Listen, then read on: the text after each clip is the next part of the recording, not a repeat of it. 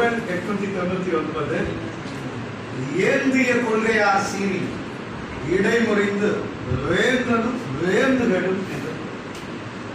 இதை நம்முடைய அன்புக்குரிய நெல்லை அன்புடன் ஆனந்தியா மிச்சிகன் எழுதி நமக்கு அமைச்சிருக்கிறார். ஒவ்வொரு மாதமும் அவர்கள் எழுதுகிறார்கள். இந்த சிறப்பு அவர்கள் அதை ஆவணப்படுத்தி வருகிறார். இந்த கவிதை அவங்க அப்படியே சொல்லிப்பார்.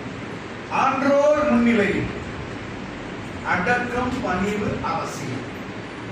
அவரை ஆத்திரப்படுத்துதல் அழிவை அடைப்பதற்கு சமம். அவரை நேர்மையுடன் வாழ்பவர், சீரான கொள்கையுடன் நேர்மையுடன் வாழ்பவரை சீற்றப்படுத்துதல் கேடுக்கு வழியா.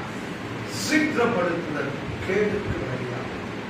உயர்வான கொள்கைகள், உயர்வான கொள்கைகளை உறுதியாய் கடைபிடிப்பவர், உறுதியாய் கடைபிடிப்பவரை பகைக்க முயல்வார் பழிக்காரார். பகைக்க முயல்வார் பழிக்காரார்.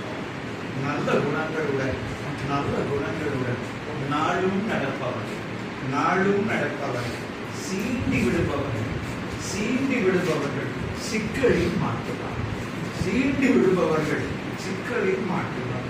உயரிய பண்புடையாளர் உரசி பார்க்கிறேன், உயரிய பண்புடையாளர் உரசி பார்க்கிறேன். வேந்தனே ஆயினும், வேந்தனே ஆயினும் வேறொரு கெடுவான், வேறொரு கெடுவான் என்று சொல்லி நெல்லை அன்புடன் ஆனந்தியா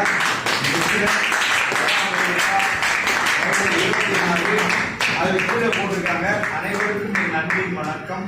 டாக்டர் மூவா திருக்குறள் நற்பணி சங்கத்தின் இந்த 114வது மாத கூட்ட நிகழ்விற்கு குறள் 899 எனது கவிதையை அனுப்புவதில் பெருமை கொள்கிறேன்.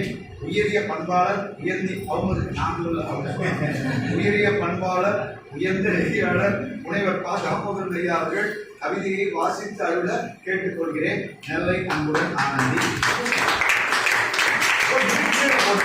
கவிதையை அனுப்பிவிட்டேன், வாசித்தார்கள்.